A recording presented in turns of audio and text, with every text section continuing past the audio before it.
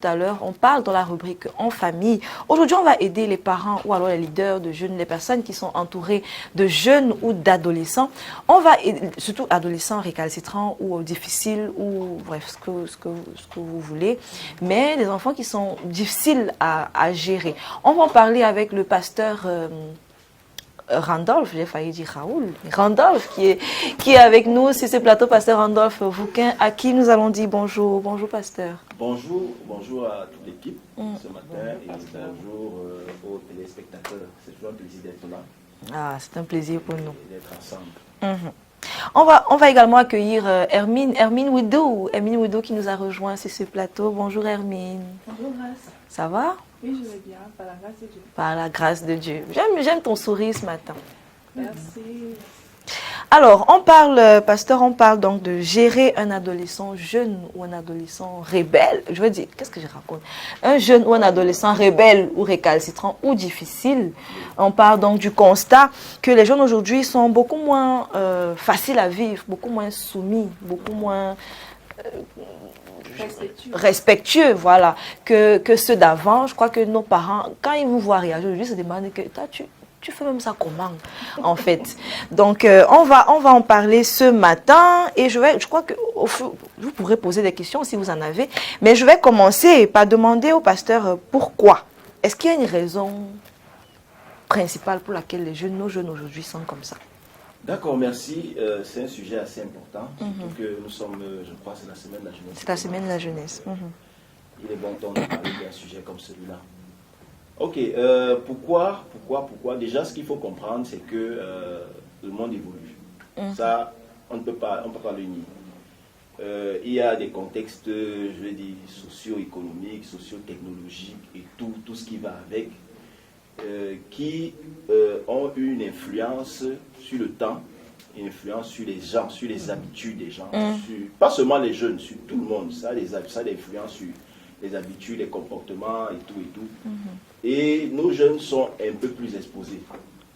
Ok, parce qu'aujourd'hui, il n'y a plus vraiment il n'y a plus de contraintes, comme à une certaine époque, comme je vais dire avec nous, les jeunes. Il n'y a plus vraiment une contrainte, il n'y a plus vraiment, je vais dire, d'encadrement, surtout pour les parents, surtout.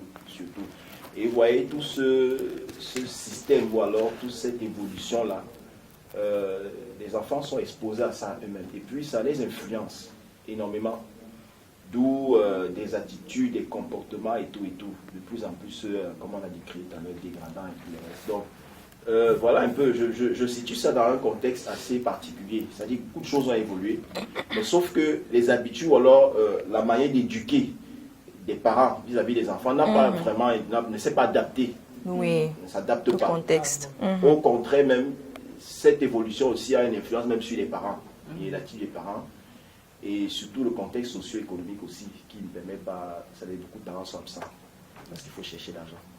Exactement. Je pensais à ça justement parce que je me disais, avant nos parents, surtout nos mamans, avaient le temps de rester à la maison avec nous, de nous voir évoluer, de voir un peu l'enfant prendre des tendances. Mais aujourd'hui, et le père et la mère, voilà, tout le monde est parti. C'est ça.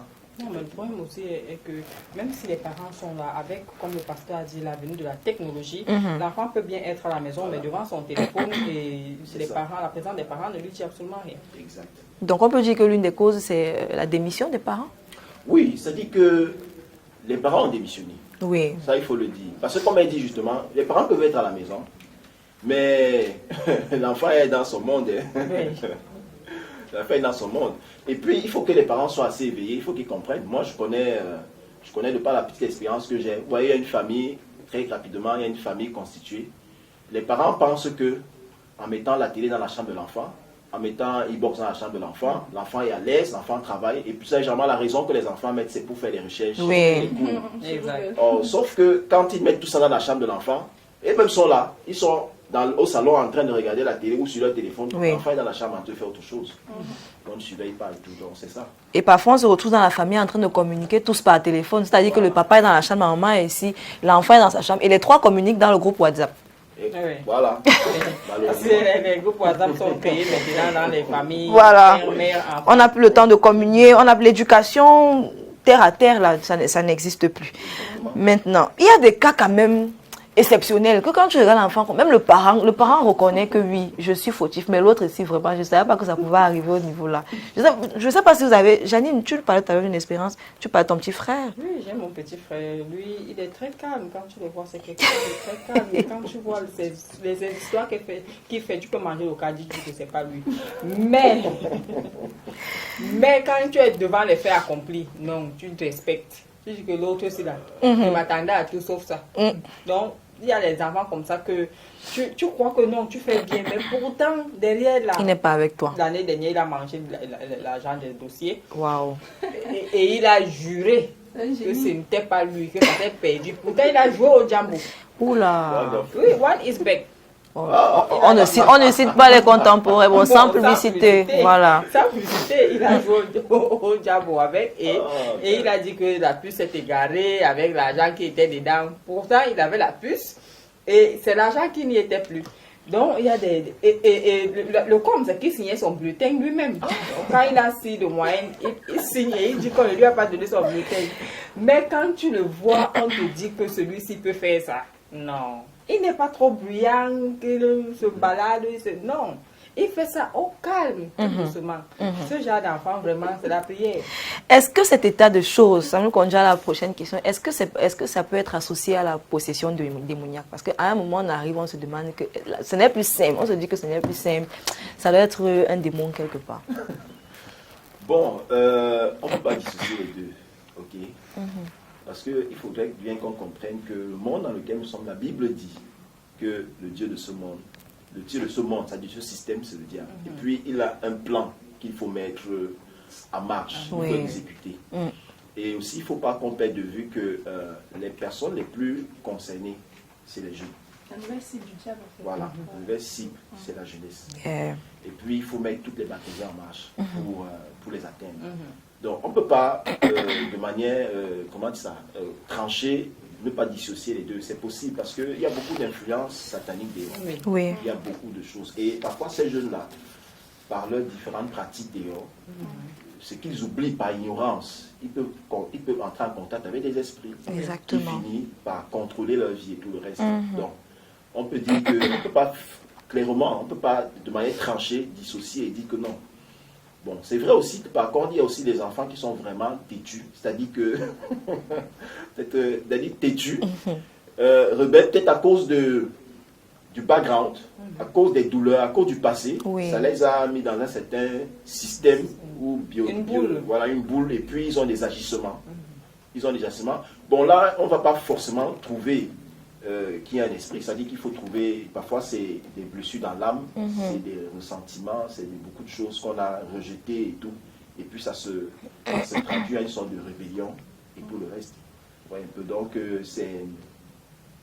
ça me rappelle l'histoire rapidement d'un ami avec qui on a grandi. Lui, par exemple, il a perdu ses parents très tôt. Et puis il a vécu chez ses oncles. Mais sauf que là-bas, le traitement n'était pas ça. C'est-à-dire que... Et puis, il savait qu'il est orphelin. Les autres ne l'aiment pas. Et il habitait dans des familles où, à un moment donné, il a dû quitter, aller vivre à la rue. Wow. Voilà. Et puis, vous voyez, quand il est venu dans la foi, il avait les problèmes avec tout le monde. C'est-à-dire, même nous, il avait des problèmes. Pourquoi? Parce qu'il avait un problème avec l'autorité. C'est-à-dire, quand tu lui dis, fais comme ça, il se rebelle. Il n'aime pas se soumettre. Voilà, il ne se soumet pas. Donc, on ne va pas forcément dire que c'est un esprit. C'est-à-dire que c'est quelque chose, vous voyez, c'est à cause de... Il a grandi dans la liberté. Voilà, dans la liberté. Le libertinage, il fait ce qu'il voulait. On ne lui disait rien. Donc, il se retrouve dans un environnement maintenant où quelqu'un doit lui dire que non, ne fais pas ça, il faut laver le sol, il faut... Il se rebelle. Et il... Ouais, l'adaptation n'est pas facile. Voilà, si vous avez des questions, pour vous qui nous regardez via le live chat, vous pouvez donc poser, si vous avez un cas comme celui de Janine. Voilà, je ne sais pas si Hermine en a un, mais vous pouvez donc partager avec nous ou alors poser vos questions. Le pasteur se fera donc le plaisir d'y répondre. On va continuer donc avec nos questions, et je précise, Hermine, tu peux en poser. Tu es jeune, je crois qu'à l'école, tu peux avoir des fréquentations. Et des... Voilà. Si tu as une question, n'hésite pas. Bon, peut-être pas une question, mais peut-être aussi une remarque que j'ai faite. L'enfant n'est pas toujours mal élevé ou mal éduqué à cause des parents ou bien à cause de ce que les parents lui montrent. Je peux aussi dire qu'il peut avoir l'influence des autres, donc ses amis, la mauvaise compagnie, qui influence à 100%, voire 80% aussi sur l'enfant, parce que l'enfant peut être posé, gentil à la maison, mais dès qu'il arrive dehors, devant ses camarades, oui, je viens Il est une autre personne. Oui. Du coup, quand ces personnes de dehors viennent se rapprocher des parents pour dire que voici ce que ton enfant fait, tout, il est incapable de croire, il est surpris, il dit mais attends, mon enfant ne peut pas se permettre de faire ce genre de choses. Donc du coup, les enfants de maintenant, mes frères, mes jeunes frères sont tellement malins que tellement j'en connais. Oui. À la maison, c'est-à-dire 5, comme on dit 5 là, mais dehors c'est la cata. Donc, pour moi, il s'agit tout simplement de communiquer avec l'enfant, question de savoir en fait qu'est-ce que l'enfant aime, qu'est-ce qu'il n'aime pas, est-ce qu'il est bien traité et tout, est-ce qu'il pense que la façon dont on lui montre tel, est-ce bien et tout. Parce que moi je me dis, étant dehors, il trouve. Justement, on va aller dans ton sens. Comment se comporter en tant que, surtout les parents, les éducateurs, comment se comporter en face d'un jeune têtu? Parce que très souvent, c'est la réprimande, c'est les cris, mais est-ce que c'est la bonne manière? Surtout l'adolescent. Oui. Comment se comporter? Déjà, il faudrait que les parents comprennent la tranche d'âge de l'adolescent. C'est une tranche qu'il faut que les parents comprennent. C'est très important. La deuxième chose que je vais dire, c'est que je pense qu'il faut assimiler les deux. C'est-à-dire qu'il faut mettre les deux ensemble. Il faut le dialogue, comme c'est Hermine, c'est ça, non? C'est Hermine. Voilà, il faut le dialogue. Mais aussi, il faut un peu de rigueur. Parce que les adolescents, qu'ils le veulent ou pas, ils ont besoin un peu de rigueur. C'est le principe biblique. C'est-à-dire que l'enfant est dans une famille où il y a un père et une mère qui définissent l'autorité dans la famille. Et puis, exactement. Ils sont là, ils ont besoin à un moment donné il y a besoin d'une autorité qui parle. Et je crois que ça nous a beaucoup aidé parce qu'à mon époque, ou alors quand j'étais plus jeune, tu savais que dès qu'on prononce le nom de ton père, toi-même tu comprends que c'est fini. Donc, seulement ton père pense ce qu'il va faire. Ça te limite dans certaines actions. Ouais, c'est-à-dire qu'il faut établir l'autorité, mais il faut également le dialogue. À l'heure où nous sommes, il faut beaucoup dialoguer avec les enfants, mais aussi établir des règles dans la maison. Établir une certaine rigueur, une certaine discipline dans la maison. Surveiller, connaître, par exemple, tu as parlé des amis, il faudrait que les parents connaissent les amis de leur enfant. C'est important. Savoir même où certains habitent. C'est important. Et je pense même que c'est la meilleure des solutions. Moi, j'avais mon papa, mon oncle, mon père. Quand il arrivait à la maison, de loin, quand on le voit, à 18h, de loin, quand on le voit, chacun prend sa route. On ne regarde même pas derrière. Mais est-ce que c'est toujours bien? Moi, je ne trouve pas que ce soit toujours bien que quand le papa arrive, chacun prend sa... En principe, quand le papa arrive, on doit se rapprocher. Grâce à la période des fêtes. À 15h, vous sortez, 18h, vous devez être à la maison. Donc, c'est-à-dire à l'heure où les gens sont en train de sortir, vous êtes assis à la véranda, vous regardez comment ils sont en train de partir, et vous pleurez. Lui aussi, il est assis là, il rit, il se moque de vous, il dit que non, c'est pour votre bien. Quand vous allez grandir, vous allez comprendre. Et aujourd'hui, tu as compris, tu comprends. Voilà. Ça va épargner de beaucoup de choses. Exactement. Il faut revenir en disant, comme je disais, il ne faut pas oublier toujours le contexte. Oui. À notre époque, on n'avait pas les téléphones, on n'avait pas Internet, on n'avait pas... Exact. Parfois, la télé, même, tu partais regarder chez le voisin, il n'y avait pas toutes ces choses-là. Exact. Il n'y avait pas ça. Même les amis, on ne connaissait, ça dit qu'il n'y avait pas tout ça. Mais aujourd'hui, c'est toutes ces choses-là qui fait que, comme j'ai dit au départ, même les parents doivent s'adapter dans l'éducation de leurs enfants. Oui, en fonction de ça. Oui, c'est important. Pasteur, moi j'aimerais savoir, cette tranche d'âge de Jojo là, c'est comme si quand il naissait, avait le mensonge. Quand tu parles de tranche d'âge, tu situes adolescent disons de 13 ans à 18, 19 ans? Oui, 20 ans. 20 ans. Ces Okay. enfants mentent. Qu'est-ce qui se passe dans leur tête avec ce genre de mensonge? Je le prends parce que Comment veux-tu que le pasteur sache ce qui se passe dans leur tête? J'ai ma nièce qui a menti que sa mère est morte. Oh là là. Elle est partie avec le téléphone. Comme elle fréquente au génie militaire, elle est partie avec le téléphone à l'école. On l'a arrêtée là-bas. On lui demande que le téléphone, s'il sort comment? Si tu ne nous dis pas où sort ce téléphone, on va te mettre en celui. Il faut appeler ta mère. Elle dit qu'elle n'a pas elle de mère. Sa mère était morte. Wow. Elle a sorti de ses mensonges là-bas. L'enfant là, je ne comprends. Qu'est-ce qui ne va pas avec ces enfants d'aujourd'hui? Quel âge à peu près, ta nièce? Elle a 15 ans. Mais c'est tôt. Bon, l'explication peut être lointaine. Et je crois qu'elle est lointaine. L'erreur que les parents font, comme je disais encore, l'erreur que les parents font, c'est que Ce n'est pas à l'âge de l'adolescence qu'on cherche à rectifier l'enfant. Exactement. Ou à corriger l'enfant. Ça ne passe plus. Ça devient un affront. Ça dit que la tranche d'âge entre 3 ans et 8 ans, c'est la tranche où il faut inculquer toutes les valeurs à l'enfant. Où on doit inculquer le respect, parce qu'à partir de 3 ans, l'enfant commence à mentir déjà. Oui. Les enfants mentent déjà. Il faut déceler ça déjà et commencer à traiter. Il faut lui dire qu'on ne ment pas. Parce que c'est une tranche d'âge où c'est l'enfant encore, est modélable. Ça dit que les valeurs sont là et tout et tout. Vous voyez que à partir, quand la personne, l'enfant déjà 10 ans, on dit dans l'adolescence, 10 ans, 11 ans, 12 ans, avec ces valeurs-là, ça devient plus facile, plus flexible. Or, très souvent, c'est l'inverse. Ça dit que les parents pensent qu'un enfant a 3 ans, 4 ans, 5 ans. Non, il est encore petit. Oui. Il essaie de faire ce qu'il veut. Et c'est quand l'enfant a l'adolescence qu'on commence à... Ça ne passe plus. Ça ne passe plus. Donc, c'est à cet âge-là qu'il faut déjà commencer à rectifier les enfants. Expliquer des valeurs pour nous qui sommes enfants de Dieu, quoi. Voilà. Puis, On a donc parlé de la responsabilité des parents et je crois que c'est aussi important de parler de la responsabilité de l'Église. Parce qu'il faut dire que ces jeunes-là, beaucoup, soit grandissent à l'Église, soit à un moment donné sont amenés à l'Église. Est-ce qu'il y a un système ou un plan ou une stratégie, quelque chose que l'Église a mis ou peut mettre en place pour pouvoir aider ces jeunes ou ces adolescents? L'Église n'est pas en marche, on ne doit pas se mettre en marche de ça. L'Église également doit s'adapter. Il faut que les églises intègrent que les jeunes sont là et ont besoin d'avoir une place pour s'exprimer. Ça, c'est très important parce que s'ils ne s'expriment pas à l'Église, ils vont s'exprimer ailleurs. Une chose qui caractérise les jeunes là, c'est l'énergie. Ils ont l'énergie physique, l'énergie mentale. C'est-à-dire qu'ils réfléchissent sur des choses qu'on ne peut pas imaginer. Ouais.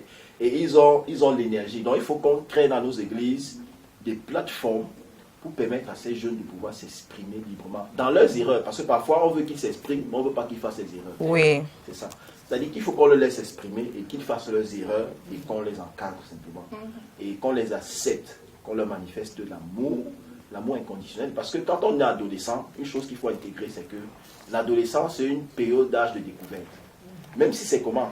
Il y a les enfants qui vont l'exprimer honnêtement. Les autres, ils vont pas, un peu comme tu disais, c'est-à-dire qu'à la maison, il y a une personne, mais dehors, c'est l'adolescence, c'est comme ça, on veut découvrir, on est curieux et tout et tout. Et c'est la période où les enfants font des erreurs. C'est pour ça qu'en tant que parents, et même dans nos églises, on doit comprendre cela.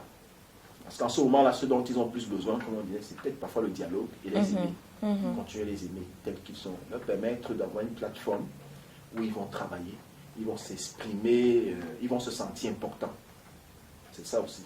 Parce qu'une des influences de la mauvaise compagnie, c'est souvent un problème d'identité. Vous savez, les adolescents, ils veulent se découvrir, ils veulent s'affirmer. Donc c'est pour ça que c'est facile pour eux de copier les gens. C'est facile pour eux de voir dès qu'il y a un leader qui les amène, ils parlent. Or, s'ils sont à l'église, ils ont des modèles, ils ont des gens, ils veulent se sentir, ils se sentent importants. Ils savent qu'ils peuvent s'exprimer ici. Ils vont rester. Ils vont se sentir, ils savent que même avec mes erreurs, on va toujours m'accepter, je suis là. Ça va les aider. Donc je crois que les églises doivent s'adapter à ça aussi. Les églises doivent créer des plateformes, des ministères des jeunes, des groupes de jeunes dynamiques, mettre les moyens, parce que c'est ça, mettre les moyens, être là pour les écouter. Je crois que ça va aider à leur discipline aussi.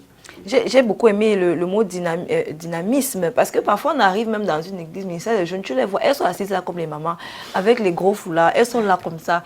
Parce que, je ne sais pas, moi je pense justement comme le pasteur. Amy, tu ris. Est-ce que je manque? Non, pas du tout. Voilà. Donc en principe, quand on est jeune, mais on veut souvent tellement responsabiliser, et c'est bien de pouvoir responsabiliser les jeunes ou les ados. Mais tu arrives, tu trouves une jeune fille, elle est là comme une maman. Donc c'était juste pour corroborer et dire que c'est important. Tu voulais dire quelque chose, Amy? Voilà, c'est important. Et l'autre chose que tu as dit, pasteur, que je trouve aussi très important, c'est l'amour. Parce que souvent, on s'attend à ce qu'ils soient parfaits même à l'église. Voilà. Le fait qu'on leur ait inculqué les valeurs chrétiennes, qu'ils aient grandi dans l'église, ne fait pas... Qu'ils soient parfaits, alors que c'est des adolescents. Je pense qu'il faut vraiment... Il ne faut pas que... L'église doit comprendre que les jeunes, c'est comment je dis ça? C'est l'entièreté de son être. C'est-à-dire que ce n'est pas seulement la Bible.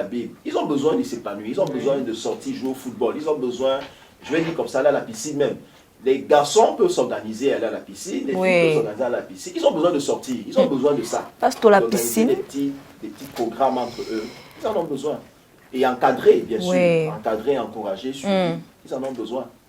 Quand le pasteur parle de piscine comme ça, j'ai l'impression que quelqu'un va suivre et va dire que... Parce qu'il y a des activités que quand on pense piscine... Piscine, on fait quoi? Non, Janine, je sais de quoi je parle. Hermine peut-être sait de quoi elle parle. Certains, quand on va dire piscine, ils vont dire que tu sais que c'est là-bas, c'est les endroits, les mondains, non. C'est les mondains qui partent là-bas. C'est pas ça, Hermine. Hermine, tu es déjà allée à la piscine? Pas toujours, oui, ici. Je suis allée, mais avec une tenue plus confortable. C'est ce que je voulais dire. Ou descente. Descente. Voilà. Voilà, pas exposer les parties. Tu n'es pas du rentrée Seigneur. quand même avec le cabadan, la piscine. Non, Eh, non, Janine. ça va. Il y a des tenues, Janine, il y a des tenues beaucoup plus... Moins, qui décentes, exposent moins. qui Oui. exposent Moins le voilà. corps. Oui. Donc, ce que je voulais... Ils sont adaptés à la nage. Exactement, Voilà. exactement. Ce que je voulais juste exprimer, c'est qu'il y a quand même, il y a des pasteurs ou des ministères où on n'est pas très réceptif à certaines choses. Et on parlait d'activités, justement. Je crois qu'il y a des activités qu'on peut faire, qui peut-être les autres le font, mais c'est pas parce qu'ils le font que c'est réservé seulement à une catégorie de personnes. Parce que, Exactement. voilà, les balades, les zoos, aller rencontrer, aller faire du tourisme, aller faire, c'est vraiment super important. Voilà. Donc, je crois que ça va aider les uns et les autres de savoir que c'est bon de laisser les jeunes s'épanouir, de laisser les jeunes être qui ils sont, simplement de pouvoir les encadrer. Et le pasteur a parlé de l'amour, vraiment, pouvoir les combler d'amour. Se dire que ces enfants, ils sont jeunes, donc on a fait nos erreurs. Souvent, ce que nos papas oublient, c'est qu'ils ont fait des erreurs. Parce que... Eux-mêmes, ils ont fait des erreurs. Nous, ne sommes pas ça. Et parfois, ils ne nous disent pas qu'ils ont fait des erreurs. Ils vont te dire que non, moi, mon âge, quand il était toujours machin. Mais il va oublier. Voilà. Oui, on fait des erreurs. Donc, permettre que ces jeunes fassent leur part d'erreur. Oui. Il faut leur permettre, seulement les encadrer et puis leur manifester l'amour. Rien ne résiste à l'amour. Même si tu es l'homme le plus dur, le plus rebelle, Yeah. dès qu'on te montre surtout l'amour Oui. inconditionnel de Christ, tu ne peux pas résister à ça. C'est pas possible.